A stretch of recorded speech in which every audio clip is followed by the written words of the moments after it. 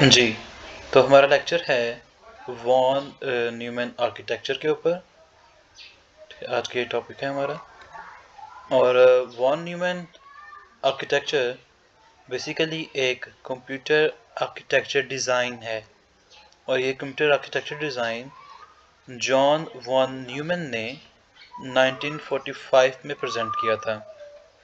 According to von Neumann architecture, computer system के अंदर हमारे पास एक कंट्रोल यूनिट होता है, एक अरिथमेटिक एंड लॉजिक यूनिट है हमारे पास, मेमोरी यूनिट्स होते हैं, रजिस्टर्स होते हैं, और इनपुट आउटपुट्स परफॉर्म होते हैं हमारे सिस्टम के अंदर। तो von Neumann architecture consist of these devices. Von Neumann architecture में क्या है कि इसमें स्टोर्ड प्रोग्राम कंप्यूटर कंसेप्ट होते हैं, ठीक है। यानी कि क्या होता है इसके अंदर के इंस्ट्रक्शंस डाटा और प्रोग्राम डाटा वो सेम मेमोरी के अंदर स्टोर होता है। This design is still in use in mostly computer production today, यानी कि आजकल भी कंप्यूटर प्रोडक्शन में हम वॉन न्यूमैन आर्किटेक्चर को यूज़ कर रहे हैं। ये इमेज देखें। इस इमेज में, इस डायग्राम में इनपुट डिवाइसेस हैं, और ये इनपुट डिवाइसेस क्या कर रहे हैं, ये इनपुट एंटर कर रहे हैं इस सिस्टम के अंदर, और ये सिस्टम आउटपुट जनरेट करके दे रहा है with help of output devices. ये है हमारे पास सेंट्रल प्रोसेसिंग यूनिट यानी CPU। सारी की सारी जो डाटा प्रोसेसिंग है वो यहाँ हो रही है। इसमें कंट्रोल यूनिट है जो कि कंट्रोल इंस्ट्रक्शंस सेंड करता है दूसरे कंपोनेंट्स को, बताता है कि किस कंपोनेंट ने क्या काम करना है। कंप्यूटर में जितनी भी कंप्यूटेशन होती है, अरिथमेटिक कंप्यूटेशन या लॉजिकल कंप्यूटेशन जो होती है, logical comparison of values, that is being processed by this ALU, arithmetic and logic unit. Then we have some registers in the CPU, और CPU जो इन इंस्ट्रक्शंस को CPU एग्जीक्यूट करता है, वो इंस्ट्रक्शंस, वो डाटा रजिस्टर्स के पास पहले सेव होती हैं। These are small memory units. Registers are the small memory units. And then we have other memory units like RAM, on which data is stored temporarily or permanently. CPU को देखते हैं। CPU क्या होता है? CPU एक electronic circuit है, और ये इलेक्ट्रॉनिक सर्किट रिस्पॉन्सिबल है कंप्यूटर प्रोग्राम इंस्ट्रक्शंस को एग्जीक्यूट करवाने के लिए। कंप्यूटर प्रोग्राम्स की जो इंस्ट्रक्शंस होती हैं उनको एग्जीक्यूट करवाने के लिए एक इलेक्ट्रॉनिक सर्किट हमारे पास होता है, उसे हम कहते हैं CPU। समटाइम्स हम इसे माइक्रो प्रोसेसर भी कहते हैं, और समटाइम्स इसे हम जस्ट प्रोसेसर भी कहते हैं, और it's the brain of the computer. CPU में ALU होता है, CU होता है, और डिफरेंट रजिस्टर्स होते हैं इसके अंदर। रजिस्टर्स क्या होते हैं? Registers high speed storage areas हैं in CPU. CPU have high speed storage areas. Those are called registers. All data must be stored in registers before it can be processed.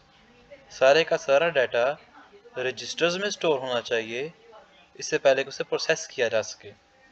यानी कि इस इमेज में देखें, RAM हमारे पास है अगर, तो उससे डाटा पहले रजिस्टर्स के पास आएगा, और फिर रजिस्टर से CPU के पास जाएगा डाटा प्रोसेस होने के लिए। डिफरेंट रजिस्टर्स हैं हमारे पास, जैसे MAR, MDR, AC, PC, CIR। MAR memory address register, it holds the memory location of data that needs to be accessed. MAR के अंदर मेमोरी लोकेशंस होती हैं उस डाटा की जिसे आपने एक्सेस करना होता है, यानी कि जो डाटा आपने एक्सेस करना है उसकी मेमोरी लोकेशंस MAR रजिस्टर के अंदर होती है। फिर MDR रजिस्टर है हमारे पास, memory data register. Memory data register के अंदर क्या होता है? It holds data that is being transferred to और फ्रॉम मेमोरी।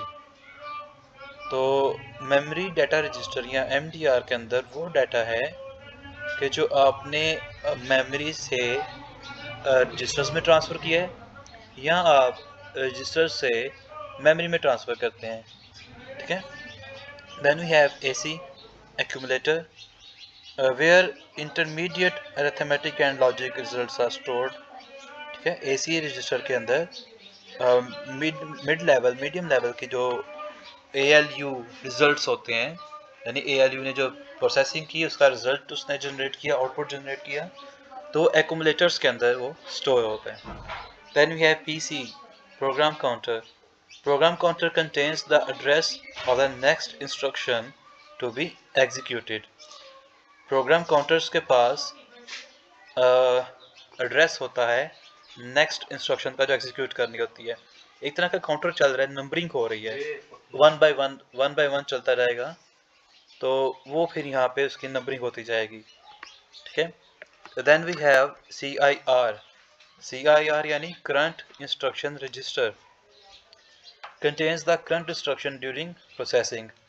प्रोसेसिंग के दौरान करंट इंस्ट्रक्शन जो अब प्रोसेस हो रही है इस टाइम इंस्ट्रक्शन, वो CIR रजिस्टर के पास होती है.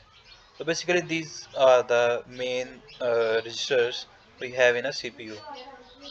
ALU के बारे में लिखा हुआ है कि जितनी भी अरिथमेटिक कंप्यूटेशन होगी, एडिशन, सब्ट्रैक्शन, डिवीजन, मल्टीप्लिकेशन वगैरह, और जितने भी लॉजिकल कंपैरिजंस होंगे, एंड ऑपरेशन, और ऑपरेशन, नॉट ऑपरेशन, तो ये सारे के सारे जो ऑपरेशंस हैं, कंप्यूटेशंस हैं, वो ALU परफॉर्म करता है. देन वी हैव CU यानी कंट्रोल यूनिट. तो कंट्रोल यूनिट जो मैंने पहले कहा था, ये सिस्टम में ऑपरेशंस को कंट्रोल करता है. ALU, memory, input output devices, इनको बताता है कि ये क्या काम करेंगे, कैसे करेंगे, कौन सी इंस्ट्रक्शन मेमोरी से आ रही है एग्जीक्यूट होने के लिए, कौन सी इंस्ट्रक्शन इनपुट हो रही है, कौन सी आउटपुट करनी है, क्या करना है इनको. तो ये सारी चीज़ें CU कंट्रोल करता है. The control unit also provides the timing and control signal required by other computer components. Buses हैं हमारे पास. Buses are the means by which data is transferred from one part of a computer to another. तो buses basically आपके पास एक तरह का medium है, एक तरह का जरिया है कि जिनके ज़रिए डाटा कंप्यूटर के एक हिस्से से दूसरे हिस्से में ट्रांसफ़र होता है. बसेस क्या करती हैं, ये कंप्यूटर के सारे मेजर इंटरनल कंपोनेंट्स को कनेक्ट करती हैं CPU से और मेमोरी से. ठीक है. एक स्टैंडर्ड CPU सिस्टम बस जो होती है, हम सिस्टम बस भी कहते हैं. ठीक है. वो उसमें 3 बसेस होती हैं, कंट्रोल बस, डाटा बस और एड्रेस बस. तो एड्रेस बस क्या होती है, carries the addresses of data but not data. ये याद रखिएगा, ये पॉइंट है नोट करने का यहाँ पे, कि एड्रेस बस के पास डाटा का एड्रेस होता है.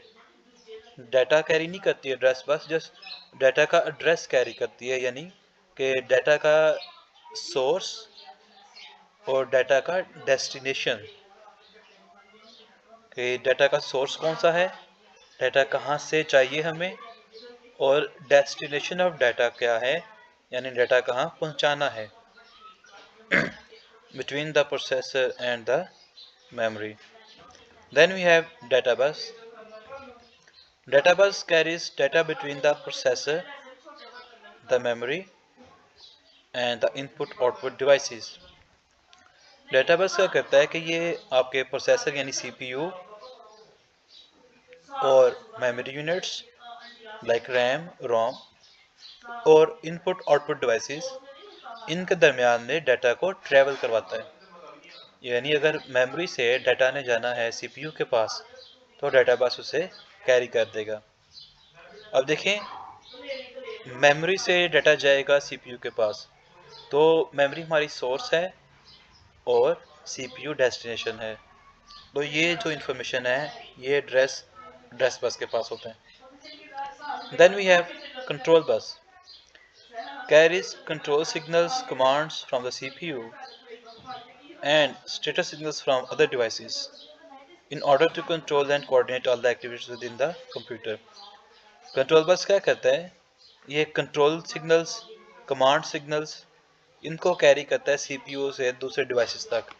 यानी CPU ने इंस्ट्रक्शन दी मेमोरी को कि मुझे फलां डाटा चाहिए, तो ये कमांड कैरी की जाएगी with the help of control bus from the CPU to the memory।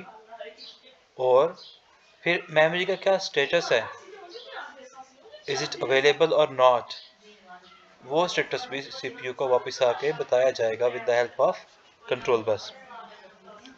Then we have memory units।